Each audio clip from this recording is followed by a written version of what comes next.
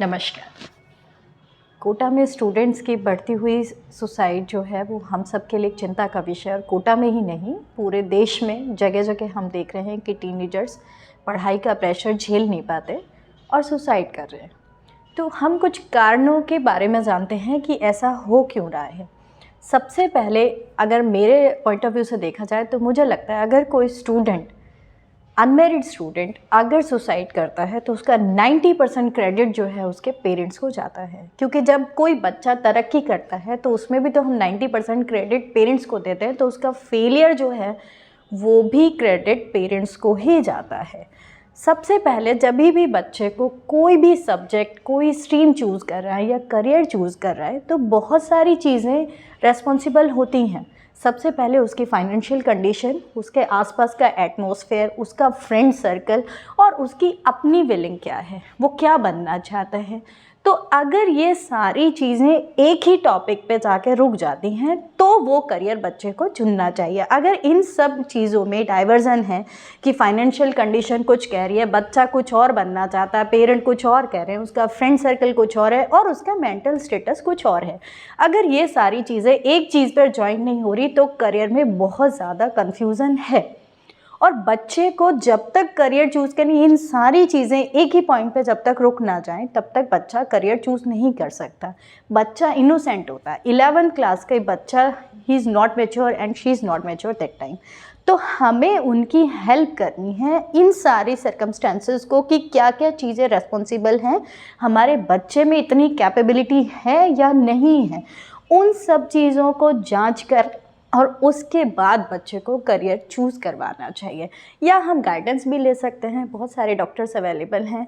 होता क्या है ना कि या तो बच्चा प्रेशर में है कि मेरे फ्रेंड ने ये लिया मुझे ये करना चाहिए, बच्चे ने प्रेशर में ले लिया, या पेरेंट्स ने उस पर थोप दिया कि सब बच्चे ये कर रहे तो तुम भी ये ले लो। अपनी एबिलिटी ना बच्चे ने देखी ना पेरेंट्स ने देखी और वो फिर चले जाते हैं प्रिपरेशंस करने के लिए। और वहाँ जब देखते हैं कि वहाँ एक से एक अच्छे स्टूडेंट्स भी हैं या गलत स्टूडेंट्स भी हैं जो गलत चीज़ों की तरफ जा रहे हैं, ड्रिंक की तरफ, स्मोकिंग की तरफ, तो दोनों में से बच्चा अगर सारी चीज़ें एक सेम नहीं थी और बच्चे के अकॉर्डिंग नहीं थी तो बच्चा दोनों में से किसी एक चीज़ को चुनेगा ही चुनेगा, क्योंकि वहाँ जाके इतना कन्फ्यूज़न क्रिएट हो जाएगा कि बच्चा कुछ कर नहीं सकता, उसको समझ नहीं आएगा, ना उसका स्टडी समझ में आएगा, उसका इंटरेस्ट भी शायद नहीं होता और फिर उसको समझ नहीं आता मैं क्या करूँ। ऊपर से पेरेंट्स प्रेशर दे रहे हैं, कोचिंग इंस्टीट्यूट्स वाले प्रेशर दे रहे हैं कि आपको ये पढ़ना है, ये पढ़ना है, ये पढ़ना है। बच्चा तो टोटली कन्फ्यूज है और फिर उसको सुसाइड के अलावा कुछ दिखाई नहीं देता। दूसरी चीज़, अब ये प्रेशर, करियर चूज़ हो गया, सब कुछ चूज़ हो गया, हो सकता है सारी चीज़ें एक ही पॉइंट पे रुकी थी और फिर बच्चे का करियर चूज़ किया गया। फिर वहाँ पे जो कोचिंग इंस्टीट्यूट बच्चे के ऊपर प्रेशर बनाते हैं वहाँ भी बच्चे को साइकोलॉजिकल ट्रेनिंग ज़रूर होनी चाहिए कि बच्चा इतना पेन ले भी पा रहा है या नहीं ले पा रहा। धीरे धीरे चीज़ें स्टार्ट हों और एक साथ जो बच्चे पे प्रेशर दिया जाता है बच्चा कहीं का नहीं रहता। हो सकता है बहुत ब्रिलियंट बच्चा हो और वो भी वहाँ जाके कंफ्यूज हो जाए, क्योंकि इंस्टीट्यूट्स में तो क्या होता है ना, वो तो अपना सिलेबस कराते गए, बच्चे को आया या नहीं आया उससे उनका कोई मतलब नहीं होता, ना ही वो रेस्पॉन्सिबल हैं। उन्होंने अपना काम कर दिया, आगे तो बच्चे को देखना है कि कैसे करना है।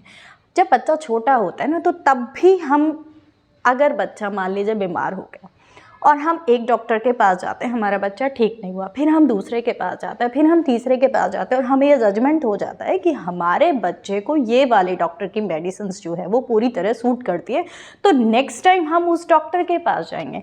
तो अब जब बच्चा छोटा था, जब उसको किसी चीज़ की नॉलेज नहीं थी, तब भी हम इतने सारे ऑप्शंस रखते थे। अब बच्चा पहली बार हमसे दूर निकल के चला गया, हमसे दूर ही है, उस टाइम जब बच्चे को एक्चुअल पेरेंट्स के सपोर्ट की ज़रूरत होती है और वहाँ पेरेंट्स का सपोर्ट बच्चे को नहीं मिल रहा, वहाँ वो एक अलग दुनिया में पहुँच गया, नया फ्रेंड सर्कल है, नई कोचिंग्स हैं, नया स्कूल है, और वहाँ जब बच्चे को पेरेंट्स का सपोर्ट नहीं मिल पाता तो उसके पास ऑप्शन क्या है। तो हम पेरेंट्स को ये जिम्मेदारी समझनी चाहिए कि हमारा बच्चा है, कोई बात नहीं, एक चीज़ में फेलियर हो गया दूसरी चीज़ चुन लेगा। अगर मान लीजिए बच्चे को जो भी चीज़ हमने चूज़ करवा दी और बच्चा उसको नहीं कर पा रहा, तो सेकंड ऑप्शन है ना, जब तक लाइफ है, जब तक जीवन है, तब तक ऑप्शंस हैं। कोई बात नहीं, बच्चे के सपोर्ट में खड़े रहना पेरेंट्स का बहुत बहुत ज़रूरी है। सुसाइड अटेम्प्ट तब होता है जब बच्चे को पता है कि मेरे पेरेंट्स मेरा सपोर्ट नहीं करेंगे, और वो जो नो वर्ड है ना, वो बच्चे को चारों ओर से खालीपन लेके आता है। किसी भी सिचुएशन में अगर बच्चे को ये पता हो, कोई साथ हो ना हो, मेरे पेरेंट्स मेरे साथ हमेशा हैं, वो कभी भी सुसाइड नहीं करेगा। और ये सपोर्ट हमें हर बच्चे को एवरी डे समझाना होता है, बताना भी होता है कि we are with you in each and every situation. हम आपको छोड़ के कभी नहीं जाएंगे, आप हमारे बच्चे हो, हम आपके साथ हमेशा हैं। और बच्चे का भी ये थोड़ा सा दायित्व होता है कि जिन पेरेंट्स ने जन्म दिया, उनकी छोटी बात, बाई चांस किसी बात से पेरेंट्स ने स्कोल्ड भी करते तो उसको इग्नोर करिए, अपनी बात को समझाइए। अगर आपसे नहीं हो पा रहा तो सुसाइड कोई ऑप्शन नहीं है। नहीं हो पा रहा तो अपनी बात अपने पेरेंट्स को, अपने लेक्चरर्स को समझाइए।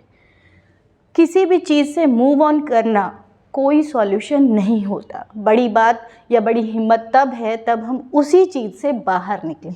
किसी सागर में अगर आप फंस ही गए हो तो वहाँ डूब जाना कोई सॉल्यूशन नहीं है। एटलीस्ट अटैम्प्ट तो करिए, एफर्ट्स तो करिए, एफर्ट्स करिए, क्या पता आप सागर के पार निकल ही जाओ। तो सुसाइड नेवर। दूसरी चीज़, अब थोड़ा सा दायित्व जो है वो कोचिंग इंस्टीट्यूट को इतनी सी चीज़ करनी चाहिए कि बच्चों का मॉरल अप करिए। ये छोटे बच्चे हैं, टीनेजर्स जो होते हैं, ना वो बच्चे होते हैं ना वो बड़े होते हैं, उस टाइम उनका मॉरल अप करने की बहुत ज़्यादा ज़रूरत है। और एक से एक वहाँ पे आईटी में या आप मेडिकल में चले जाइए, इतने ज़्यादा टैलेंटेड लोग होते हैं, लेकिन बच्चों को छोटी सी चीज़ बोलना भूल जाते हैं कि बच्चे आप कर लोगे, डू एफर्ट्स। वो सिर्फ प्रेशर बनाया जा रहा है, वरना ऐसा क्यों होता कि इतने बड़े बड़े इंस्टीट्यूट्स में भी बच्चा सुसाइड कर रहा है। तो ये प्रेशर कम करना पड़ेगा इंस्टीट्यूट्स को। थोड़ी सी जिम्मेदारी, जब पेरेंट्स ने आपके भरोसे बच्चे को भेज दिया है तो आपकी जिम्मेदारी है, अब वो आपका बच्चा है, आपको अपनी ज़िम्मेदारी भी निभानी पड़ेगी कि आप बच्चे पे प्रेशर नहीं बनाएं, उनको तरीके से सिखाएं। इतनी सारी टेक्नोलॉजीज़ हैं, जिस चीज़ से बच्चे को समझ में आ जाए वो चीज़ें अपनाइए। बच्चों को आगे ले जाना हर इंस्टीट्यूट का, हर स्कूल का दायित्व होना चाहिए। बच्चे को पीछे ले जाना, उसका मोरल डाउन करना नहीं, किसी भी टीचर का नहीं हो सकता। तो हम सबको मिलकर हमारे बच्चों का मोरल अप करना है, क्योंकि पहले वाला स्टेमिना अब बच्चों में दिखाई नहीं देता। पहले इतने बड़े बड़े संघर्ष कर लिए जाते थे, लेकिन आज के बच्चों में वो कैपेबिलिटी नहीं है। अब हमारे बच्चों में जितनी कैपेबिलिटी है, जो एटमॉस्फेयर है, उसी के हिसाब से हमें बच्चों को आगे लेके जाना है, ना ही उनको गलत चीज़ों में डाइवर्ट होने देना है, ना ही सुसाइड की तरफ। हमें अपने बच्चों के साथ हमेशा हर हाल में खड़े रहना है, क्योंकि हमारे बच्चे ही हमारी दुनिया है। बच्चे ही नहीं होंगे, यूथ ही नहीं होगा तो समाज और देश तो बन ही नहीं सकता। यूथ को संभाल के रखना है। अपने बच्चों को बार बार बोलिए, एक छोटी सी चीज़ एवरीडे बोलिए कि हम तुम्हारे साथ हैं, लेकिन सही चीज़ चुननी है, गलत चीज़ नहीं। और बच्चे भी अपनी पेरेंट्स को खुलकर, पेरेंट्स को या कलीग्स को खुलकर अपनी बात समझाएं। सुसाइड नेवर, कभी भी उस तरफ नहीं जाना है। Thank you so much.